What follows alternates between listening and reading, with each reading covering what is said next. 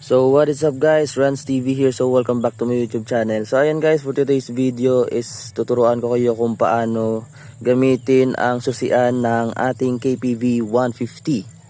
So ayan, ito po yung susi ng ating KPV 150. Una, so gamitin nyo itong magnetic.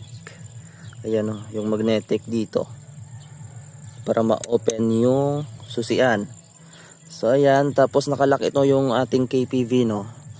So ang next mo gawin is pasok nyo lang, tapos i-push nyo kasi pupunta nyo sa off. So ayan, naka-off na siya guys. Ayan.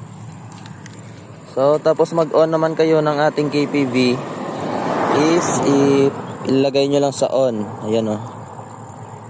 On nyo yan guys, automatic na mag-on ng ating KPV 150. So ayan, after yan guys, kung gusto nyo naman magpag-gas, so ibalik nyo siya sa off. I-off nyo muna. Tapos ipupush nyo,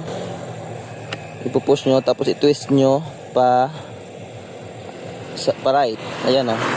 Tapos manonotice nyo guys, yung gas tank natin is open na siya. Ayan. So balik nyo sa ulit sa off, tapos isara nyo. So yun lang kadali magpagas. Tapos after nyo naman guys, kung gusto nyo naman ma-open itong ang seat natin, no. So ang gawin nyo lang is i-test nyo naman dito pag ganyan. Ayan. Test nyo lang pag ganyan guys.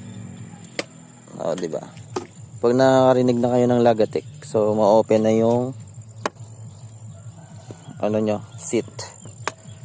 So i-close lang natin ulit. Dapat dito kayo magko-close guys ha, huwag dito kasi hindi nyo yan mako-close, dapat dito. So yun lang naman, maraming salamat.